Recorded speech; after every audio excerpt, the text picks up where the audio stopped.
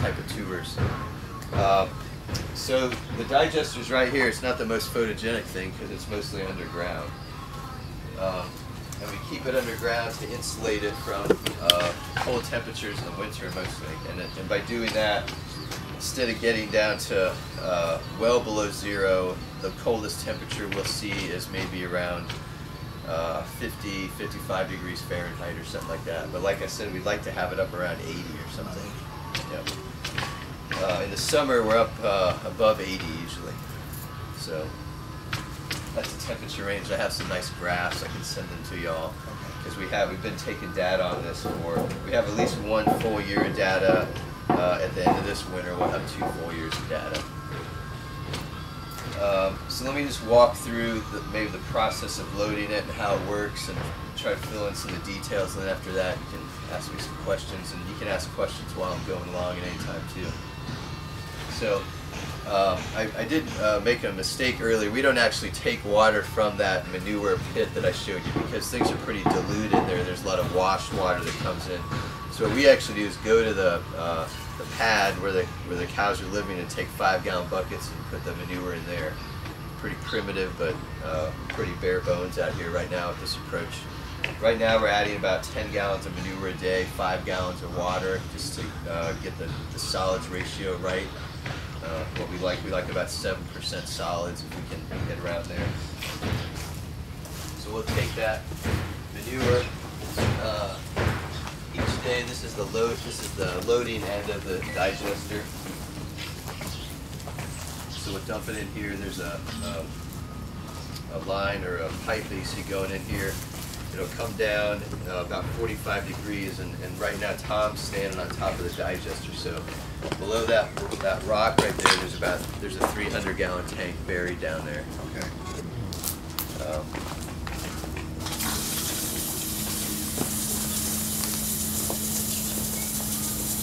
So then the manure goes in here, goes in the tank. The residence time for this tank is depends how much we're loading it, but it's between 10 and 20 days. So the manure will go in here, and then this is our effluent tank here.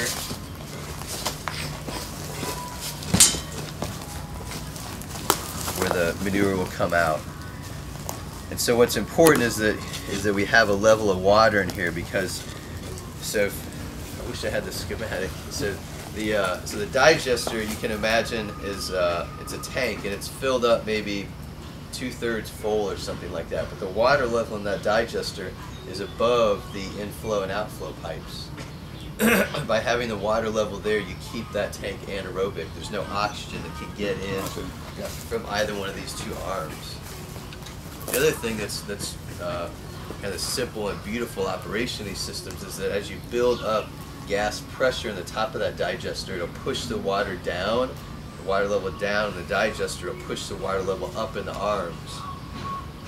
Okay, and then when you get enough gas built up in there, the pressure transducer will click, it'll release the gas, and then the water from the arms will rush back in.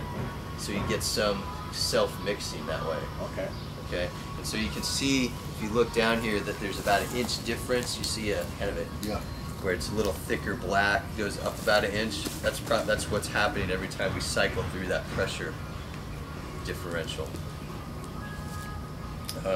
We do have a sampling. We have a sampling port here. This goes down into the digester, so we can take water samples from the digester. So some of the work we do out here is looking at water quality, so what happens with nutrients and carbon from the input to inside the digester to the output. The other thing that's really important is keeping track of the microbial communities inside the digester, so we can take samples here and take that back to the lab and see what types of microbes are alive or dead and things like that.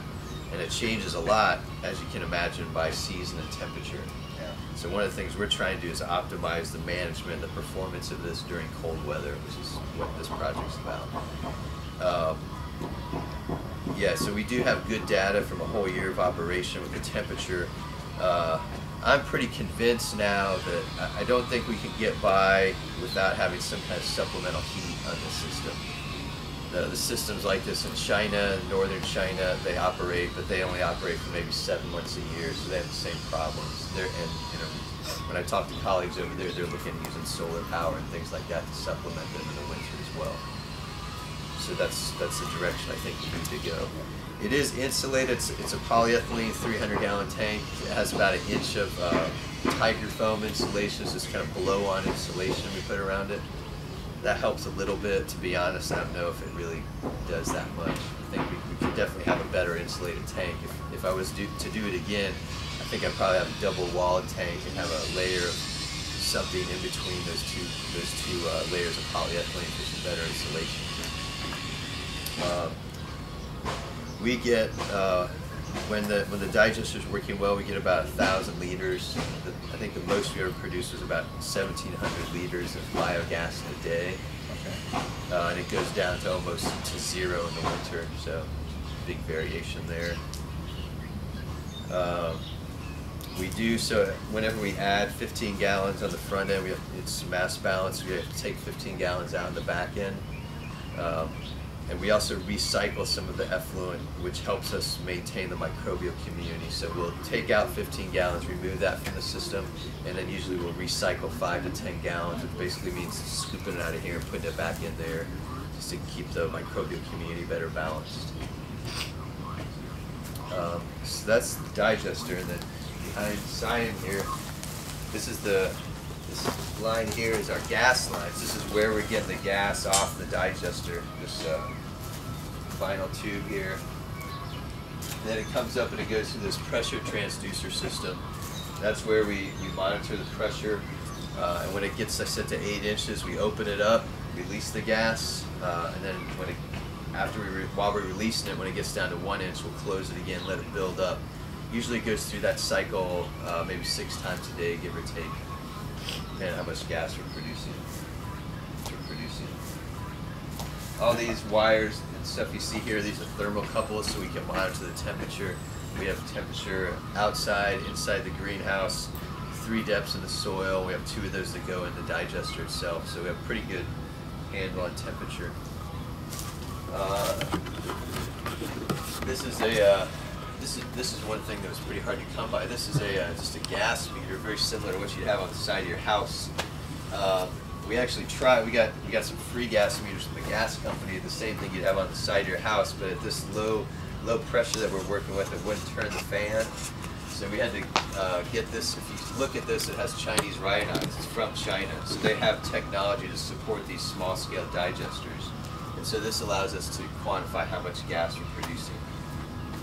We can also use this to draw off gas samples, look at the quality to find out what the percent methane is we're producing. I said the average of that's about 60%. It'll go down to 20% in the winter. So in the winter, things just doesn't perform well. Yeah. Right now, we just release the gas to atmosphere. Sometimes we've cooked scrambled eggs out here before for politicians and stuff like that. We've done all kinds of crazy stuff. We've roasted marshmallows out here before, so we can do that type of stuff too if we want to.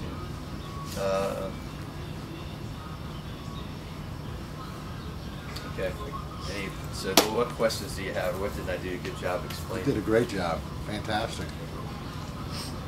I really wish I had the schematic. I can you email y'all some pictures of the actual design that has the 300-gallon tank. Does that actually, when you put the 5 gallons in here, does it? And you say it's a 29-day. 10 to 20 retention time. 10 to 20. So one thing we'll do in the winter also is we'll reduce the amount of manure we're putting in the system. Because what happens is it basically just slows down. The microbes just aren't working as fast. So if you keep loading at the same rate, your digester will sour and the whole thing will fail. Mm-hmm. So you almost have to just stop loading in the winter if you want to have any chance of having your digester come out in the spring and be able to work again without re-inoculating it. So I forget how I got on that story, but the retention time is about 10 to 20 days. In the winter, it's almost infinite because we're hardly loading it at all. And how does it come through the digester to the output here? So it's kind of it's almost a plug flow system. So plug flow is kind of the first in, first out thing that we were talking about earlier, where if you have a pipe, you know, you put some in at the beginning, then it pushes it out at the end. You can kind of think of this in that matter, but it's not. It's also mixing in there. Is when it comes in, you know, you have this water coming in and out of the inflow pipes. There's some mixing going on, so it's basically just displacement. You know, if you put water in the front of a bathtub, it comes out the back of the bathtub. You can think of it that way. Oh, I see. Okay. And while it's in the bathtub, it gets mixed around a little bit. In the digester bathtub. Yeah. Manure bathtub. Manure bathtub, yeah. I'm going to think of it that way. Yeah. Yeah, okay, so one other thing I didn't talk about. One of the problems we ran into here is the water level is a little higher than we would like, groundwater level. So this is just a sump pump here that pumps out the groundwater to keep it below the level of digester. The groundwater is cooler than what we'd like it to be. So it doesn't float. It doesn't float, and it keeps it warmer too. Doesn't come up to the ground. Yeah. So you said it was brick and mortar, right? No, it's not brick and mortar, it's polyethylene. Okay, that's why I was confused. I thought you said that. But in China, in China there's like 40 million of these systems that work really well on farmsteads that are in the hinterlands. And the way these are usually used is farms that don't have electricity. So if they want to cook their meals, they have to buy propane tanks or cut down trees or something like that. So with a system like this and 5 cows or 5 pigs, the family can make all the gas they need to cook all their meals.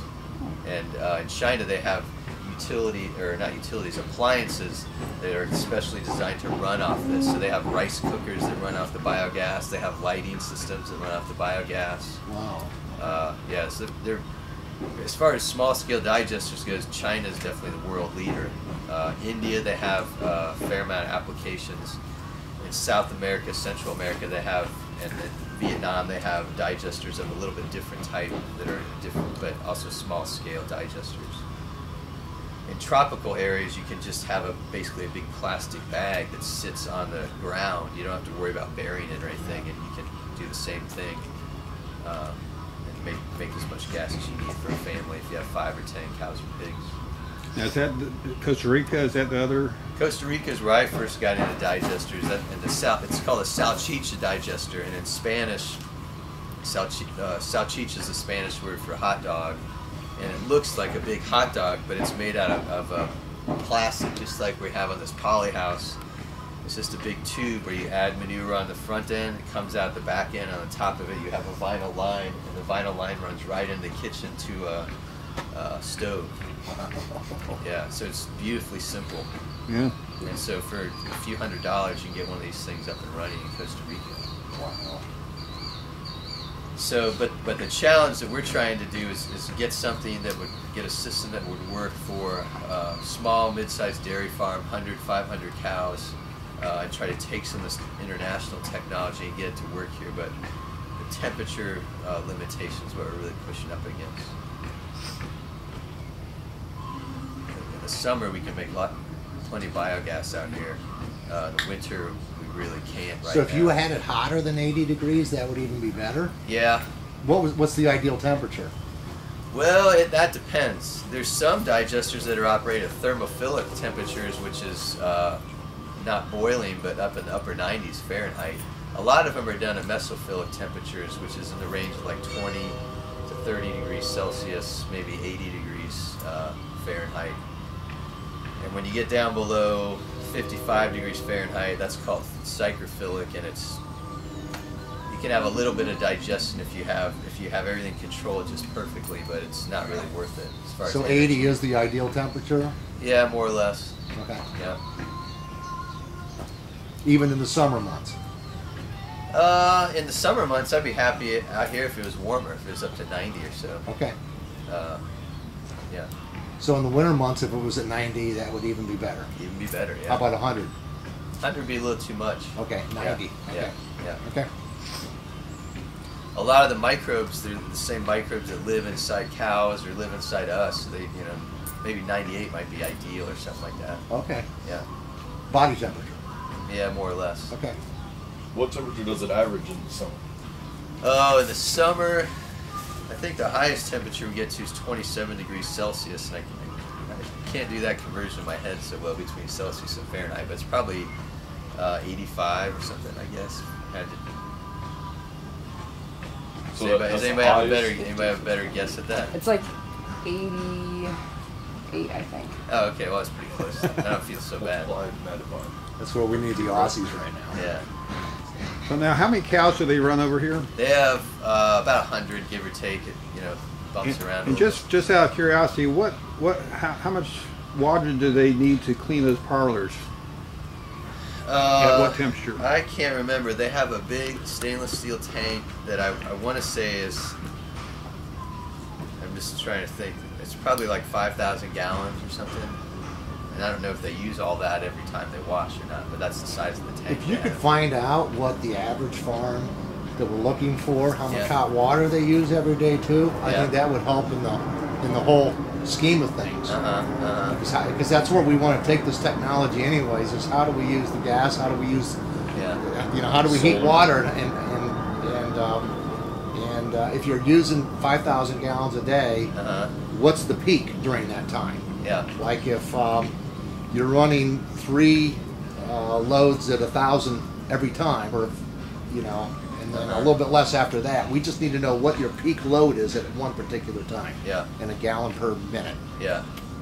Yeah, so this is just kind of thinking off the top of my head, but I'm really interested in the digester and seeing how this works out. But another project could be just focusing on just designing one of your systems for an average size for a 200 cow dairy farm in Ohio. Average size dairy in Ohio is about 150 cows, 130, something like that. Okay.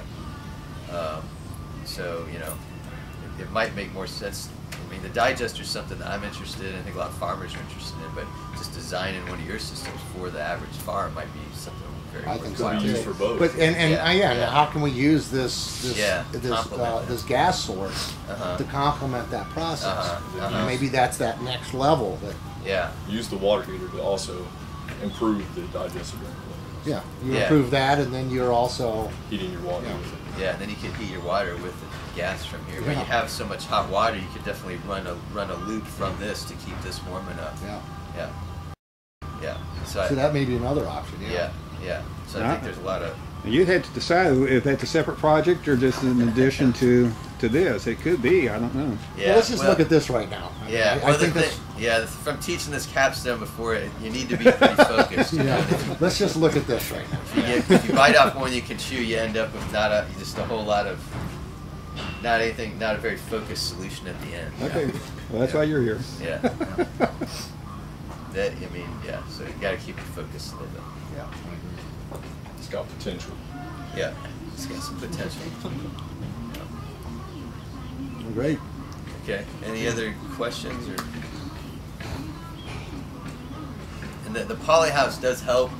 There's damage over there from a windstorm, but we're gonna get that sealed up. It doesn't help a whole lot out here. You can tell it's kind of leaky. It's not the latest and greatest polyhouse for sure, but it gives us maybe the difference within the polyhouse and outside is maybe 3 degrees, or it depends how sunny it is and things like that. Average is maybe, looking at year round, is probably like 5 degrees or something. In the winter, it maybe gives us 3 degrees or something. The best thing it does is when you come out here to work and stuff, it keeps you out of the elements.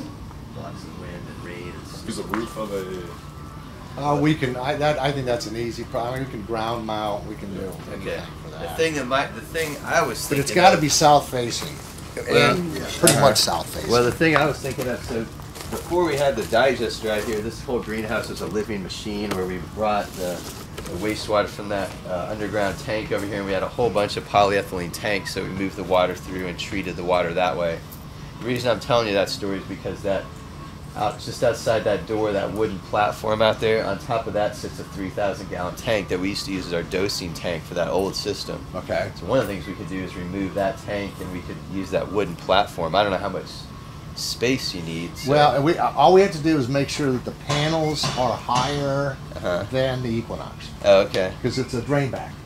Oh, So okay. it's got to make sure It's that the we get gravity. that. Uh-huh. It's all gravity fed. But that south facing is what So Yeah, that's perfect. That's south right Yeah. there. So that is something I just thought might work, and it would be a way to use something we already have. So, Okay.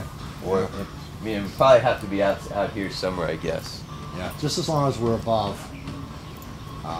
so allow the drain back system to work. And that's something we could engineer for you. But yeah, we could get rid of that tank. We haven't used that in a long time, so. And the dairy would probably like that. Yeah. They'd like this to be a more attractive facility. Yeah. We'll get there. Okay, guys. Anything else?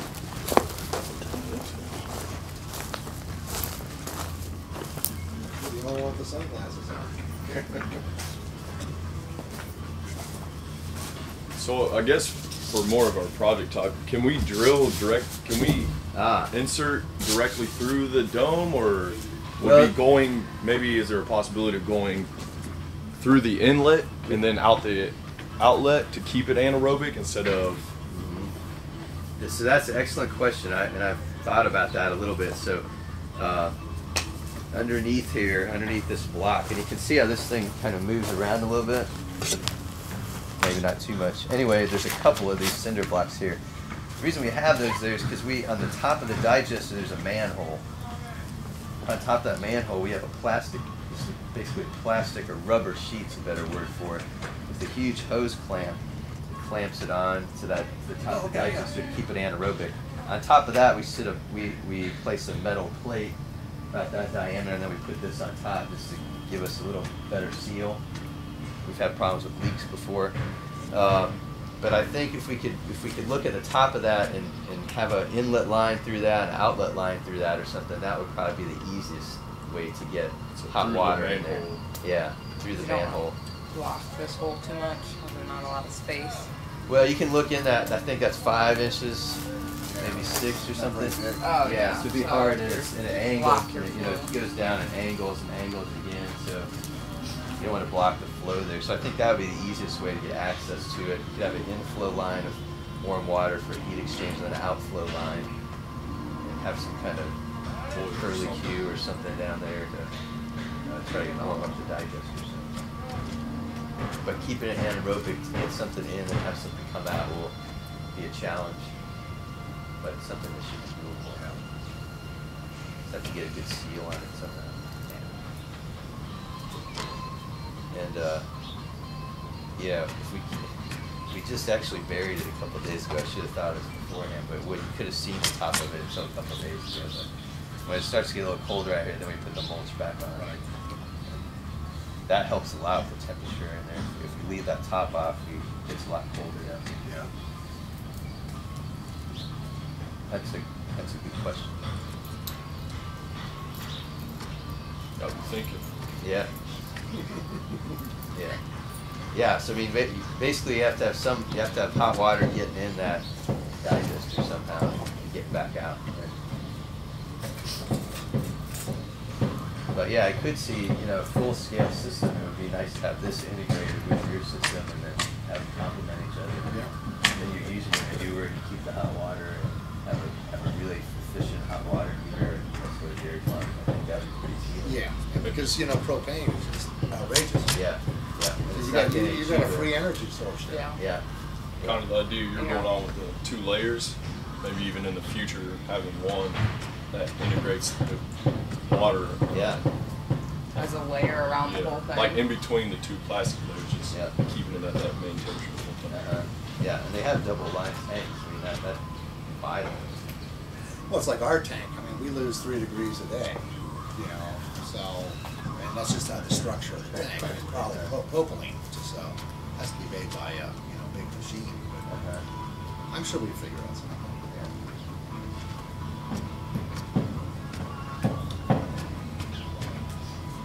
Okay. Any other questions? There's some good ones there. All right. Well, hope y'all get us right back. You gotta walk.